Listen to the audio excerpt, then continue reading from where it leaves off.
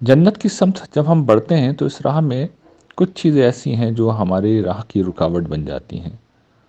ان میں سے ایک چیز ہماری منفی سوچ ہے، یعنی نیگیٹیوٹی ہمارے ذہن میں پیدا ہوتی ہے، اور اس کے بعد ہم اللہ تعالیٰ کے حوالے سے شکایت کی نفسیات میں مبتلا ہو جاتے ہیں۔ ایک دوسری چیز غفلت کی نفسیات ہے، ہمیں اس چیز کا احساس نہیں رہتا کہ اللہ تعالیٰ کون ہے، وہ کیا چاہتے ہیں، جنت بھی کوئی جگہ ہے۔ اور تیسری چیز جو نسبتاً کم ہوتی ہے لیکن ہوتی ہے، وہ سرکشی ہے۔ ان تینوں کا ایک ہی علاج ہے، اور وہ آج میں آپ کو بتاؤں گا،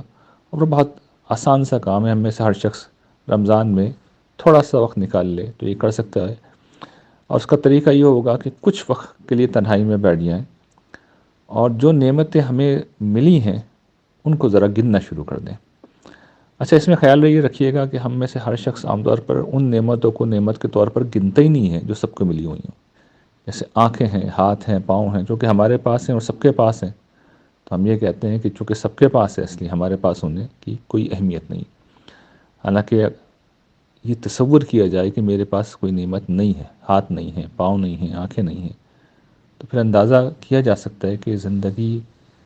کتنی مشکل ہو جائے گی۔ اور یہ نعمتیں ہم نے خود نہیں کمائی، اللہ تعالیٰ نے دی ہیں، اور بعض اوقات وہ دو چار لوگوں کو اس طرح معذور کر کے باقی لوگوں کو میسج دیتے ہیں، جس کو حضرت عیسیٰ علیہ السلام نے ایسے بیان کیا تھا جب ان سے پوچھا گیا کہ اندھے کیوں پیدا کیے گئے ہیں، تو انہوں نے کہا تھا کہ تاکہ آنکھوں والے دیکھ سکیں۔ تو یہ نعمتیں جو سب کو ملی ہیں اور ہمیں بھی ملی ہیں، بہت بڑی نعمتیں ہیں۔ لیکن میں خاص طور پہ اصل میں اس وقت جس چیز کا ذکر کر رہا ہوں وہ ان نعمتوں کی بات ہے جو ہماری زندگی میں اہتمام کے ساتھ ہمیں دی گئی ہیں،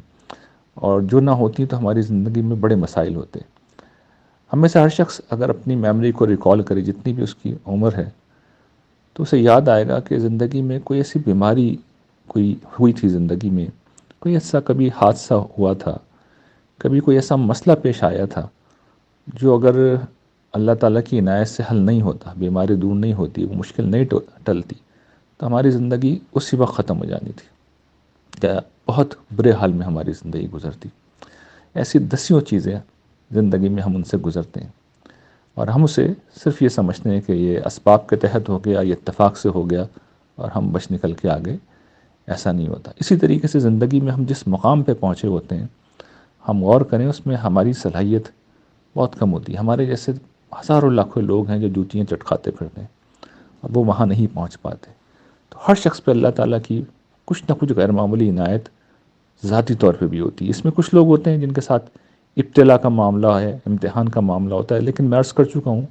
کہ وہ اللہ تعالیٰ کے خصوصی لوگ ہوتے ہیں، ان کا خصوصی ریوارڈ ہوتا ہے آخرت میں۔ جیسے میں نے نابینا لوگوں کی مثالیں دی،